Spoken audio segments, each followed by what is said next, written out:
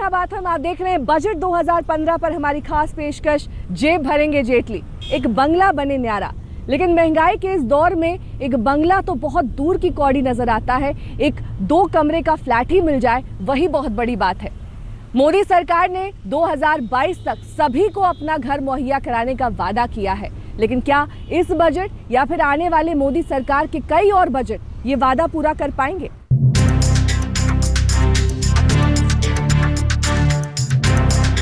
मोदी सरकार 28 फरवरी 2015 को अपना दूसरा बजट पेश करने जा रही है और आम आदमी की उम्मीदें अभी से आसमान छूने लगी हैं। दरअसल वक्त का ये तकाजा भी है और मोदी सरकार के दिखाए सपने भी। पिछले साल भारी बहुमत जीतने के बाद अंतरिम बजट में आम आदमी को बहुत ज्यादा तो नहीं मिला, लेकिन इस बार मोदी सरकार के 9 महीने भी पूरे हो रहे हैं और आम जनता बजट में अपना सुनहरा भविष्य देख रही है।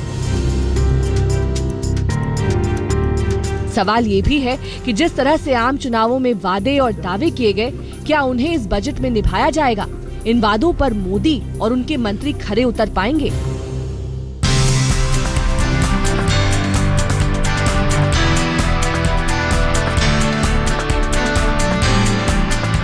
इन वादों में से एक वादा ये भी है कि 2022 तक सबके पास अपना घर होगा, अपनी छत होगी।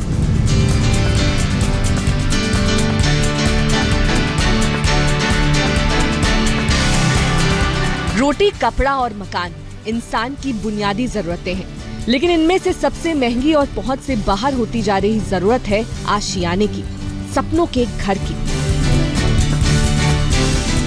मोदी ने जनता को आशियाने का ख्वाब तो दिखा दिया है, लेकिन सवाल यही है कि क्या ये ख्वाब हकीकत में बदल पाएगा? चलिए अब आपको दिखाते हैं कि सबको घर मुहैया कराने में आखिरकार मुश्किलें क्या हैं। 125 करोड़ आबादी वाले देश में अब भी 1.8 करोड़ घरों की जरूरत है। अनुमान के मुताबिक 2022 तक 4.4 से 4.8 करोड़ घरों की जरूरत पड़ेगी। इन घरों को बनाने में 2 खरब अमेरिकी डॉलर के निवेश की जरूरत पड़ेगी। निजी सेक्टर के निवेश से ही 2022 तक सबको घर मुहैया कराना मुमकिन हो पाएगा। हालांकि 2011 के सेंसस के मुताबिक 2 करोड़ 30 लाख लोग अब भी भारत में बेघर हैं। सपने तो हैं, मुश्किलें भी हैं, लेकिन मुश्किलों को पार करने का हौसला और इरादा भी है। तो क्या इरादों से मुश्किलों का हल निकलेगा? क्योंकि इस देश में सवाल ये भी है, रोटी का अधिकार पहले आता है या घर का सपना? सरकार ने अब तक लो कॉस्ट हाउसिंग के लिए 4000 करोड़ रुपए का ऐलान किया है और अर्बन हाउसिंग के लिए 50,000 करोड़ रुपए का बजट निर्धारित किया है।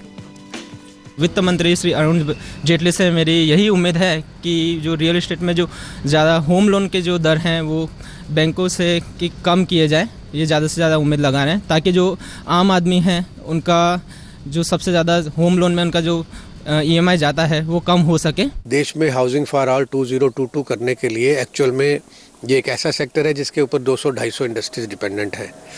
अगर इस सेक्टर के ऊपर हम जरा सा भी ध्यान दें तो पूरे कंट्री की ग्रोथ जो है वो बहुत फास्ट हो सकती है, क्योंकि सारी की सारी इंडस्ट्रीज के साथ ग्रो करेंगी। इसके अलावा कि आपको एक सब लोगों को छत भी मिलेगी। मैक्सिमम जितना गवर्नेंस जैसे वो दे रहे हैं कि भाई गवर्नेंस होना चाहिए किसी बॉडी को चलाने के लिए, हमारी बॉडी के लिए भी है कि हम जो है ईजिली तरीके से काम कर सकें और कम पैसों के अंदर बजटेड जो सप्लाई है होम्स की वो दे पाएं। शहरी इलाकों में अच्छी सड़क, मूलभूत सुविधाएं और इंफ्रास्ट्रक्चर की कोई कमी नहीं है, लेकिन यहाँ पर फिर भी लोग अपने सपनों के घरौंदे से दूर होते जा रहे हैं। वजह है फ्लैट्स की बढ़ती कीमतें और बढ़ती EMI का बोझ। तो क्या मोदी सरकार ने जो वादा किया है आपके सपनों के आशियाने का, क्या ये वादा अगर मुहिम की भी शक्ल ले ले तो आपके सपने का घर आप तक पहुंच पाएगा? शहरी इलाकों में अच्छे घरों की कमी नहीं है, लेकिन इन घरों के खरीदार नहीं है। घरों की बढ़ती कीमतें सपनों के आशियाने को दूर कर रही हैं। ऊपर से होम लोन की बढ़ती ब्याज दरें भी घर का ख्वाब तोड़ रही हैं।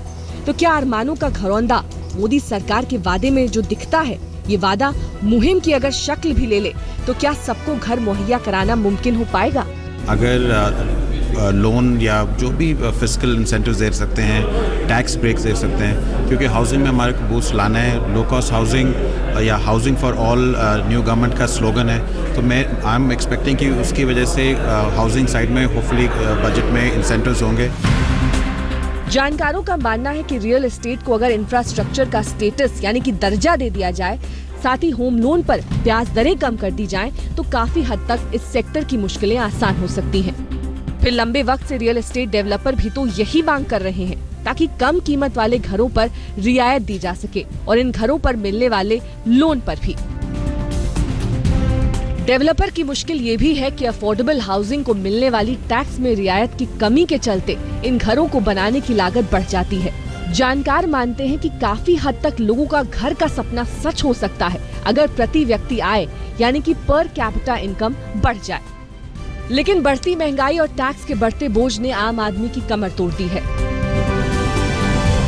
ज्यादातर घर खरीदने वाले ग्राहकों की मांग है कि होम लोन पर ब्याज दरों में कमी की जाए। फिलहाल ब्याज दरें 7.25 से 10.4% के बीच हैं। दरों को 7.5 से 8% तक करने की मांग की जा रही है। होम लोन पर मिलने वाली टैक्स छूट सीमा को बढ़ाया जाए। छूट की सीमा को 2 लाख रुपए से 3 लाख रुपए तक किया जाए। जीएसटी को प्रॉपर्टी की खरीद में लागू किया जाए, यानी कि अगर आप प्रॉपर्टी खरीदते हैं तो एक ही जगह पर आपको टैक्स देना पड़े। रियल एस्टेट रेगुलेटरी बिल की मांग भी लंबे समय से डेवलपर करते आए हैं। इस बिल को अमली जामा कब तक पहनाया जाएगा, ये एक बड़ा सवाल है। फ्लैट के पोजेशन को आसान बनाया जाए ताकि फ्लैट में मिलने वाली हो रही देरी के चलते बढ़ती ईएमआई का बोझ ग्राहकों पर ना पड़े। प्रॉपर्टी नियमों और कानून को सरल बनाया जाए ताकि ये आम आदमी की समझ में आ सके।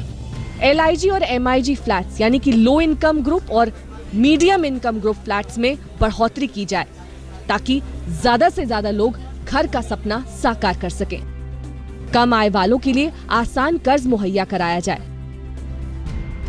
जानकार ये भी मानते हैं कि अगर ग्रामीण इलाकों में बिजली, पानी, शौचालय और सड़क जैसी मूलभूत सुविधाएं मुहैया करा दी जाएं, तो शायद वहां से लोगों का शहरों की तरफ घर की खातिर पलायन कम होगा और यहाँ घरों की बढ़ती डिमांड पर भी नकेल कसी जा सकेगी। इंफ्रास्ट्रक्चर पे जो जोर है वो होना चाहिए। आई थिंक नए स्मार्ट सिटीज़, इंफ्रास्ट्रक्चर, जीएसटी का काम आगे बढ़ ही रहा है। एक्सपेक्टेशन है 2016 से जीएसटी भी रोल आउट हो जाएगा। तो I think this lot has happened. I think अब टाइम आ गया है कि ट्रांजैक्शन शुड इम्प्रूव एंड अगर fiscal deficit and all come in control, I think it will be another impetus कि reserve bank will hopefully come into a lower interest rate regime in the next few months, in the next few quarters, and that will be good for the industry. जानकारों का कहना है कि America जैसे विकसित देश में भी भारत की तरह ही कई लोग बेघर हैं। वजह वही है, घरों की ऊंची कीमत और सरकार के लिए वहां पर भी लोगों को घर मुहैया कराना मुश्किल कौड़ी साबित हुआ है। लेकिन अमेरिका में घरों की ब्याज दरें काफी हद तक कम है और सरकार की नीतियां भी ऐसी हैं कि वहां पर लोगों के लिए घर का सपना उतना मुश्किल नहीं जितना भारत में है।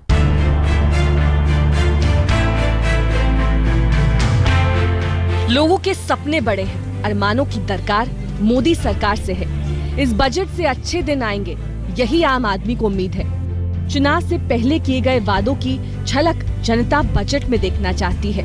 रियल एस्टेट में बजट से उम्मीद है नरेंद्र मोदी जी की सरकार से कि आम बजट गरीबों को जो मकान मुहैया हो, उसका होम लोन सस्ता होना चाहिए और सरकार को गरीबों के लिए आवास का सुविधा उपलब्ध कराना चाहिए। इनके ऊपर 18% लगा के बिल्डर वसूल कर रहे हैं या 24% लगा के वसूल कर रहे हैं। ज्यादती है उन्हीं की जमीन लेके उनका शोषण करके। और उसके साथ साथ एक सबसे बड़ी समस्या ये है, अगर 2 किस्तें आपने नहीं भरी तो आपका फ्लैट रिज्यूम। लेकिन इस बजट में सरकार को देश की खस्ता हाल अर्थव्यवस्था को भी देखना है। फिर कैसे आशियाने का अरमान पूरा होगा? वित्त मंत्री अरुण जेटली के पिटारे से कौन सा ऐसा प्लान निकलेगा? बात हो रही थी मोदी सरकार के वादे की, लेकिन क्या इस वादे के बीच देश की अर्थव्यवस्था और साथ ही देश का वित्तीय घाटा कहीं रोड़ा तो नहीं बन रहा?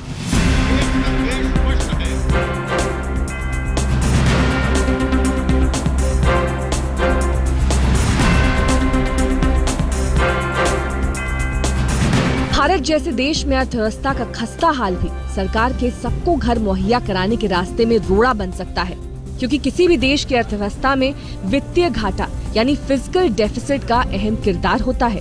देश के विकास के लिए वित्तीय घाटा खाने में उस नमक की तरह है जो जरूरी तो है, लेकिन अगर ज्यादा हो जाए तो स्वाद बिगड़ सकता है। यानी कि वित्तीय घाटा विकास की रफ्तार धीमी कर सकता है।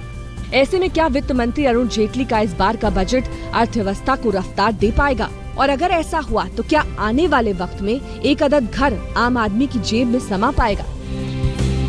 अफोर्डेबल हाउसिंग यानी कम कीमत वाले घरों पर जोर यूपीए सरकार के कार्यकाल में भी रहा है।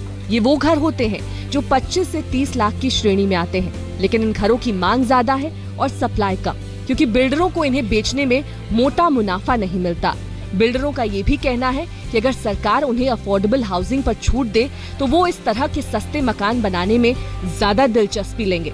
रियल एस्टेट डेवलपर बजट में कुछ ऐसे ही बदलाव चाहते हैं जिससे उनके घर खरीदने वाले ग्राहकों में बढ़ोतरी हो सके।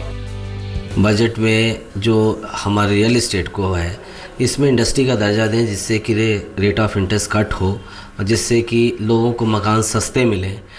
आज की डेट में जो रेपो रेट कम होने के बावजूद भी अभी भी बैंकों ने रेट ऑफ इंटरेस्ट कम नहीं किया है। हमारे होम बायर्स हैं, उनको जो इंटरेस्ट पेमेंट वो करते थे उस पे पहले इंटरेस्ट का डिडक्शन मिला जाता था।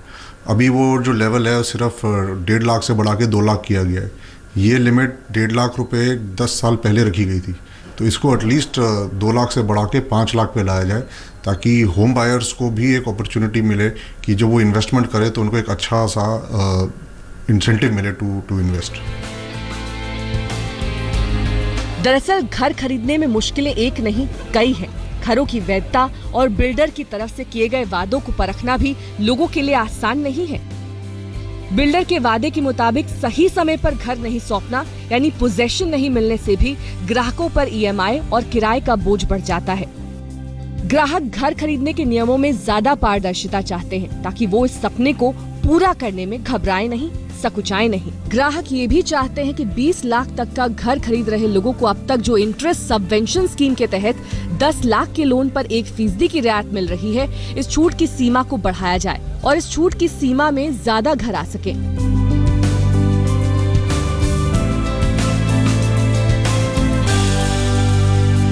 रोटी, कपड़ा और मकान हर किसी की बुनियादी जरूरत है, लेकिन सबसे ज्यादा महंगी होती जा रही जरूरत है मकान की। मोदी सरकार ने वादा तो कर दिया है सपनों के आशियाने का, लेकिन क्या मोदी सरकार अपने इस वादे पर खरी उतर पाएगी? इसी पर सबकी नजर टिकी रहेगी इस बार के बजट पर भी और आने वाली मोदी सरकार की नीतियों पर भी। जेब भरेंगे जेटली हमारी इस खास पेशकश में बस इतना ही। देश और दुनिया की तमाम खबरों के लिए देखते रहिए आज तक।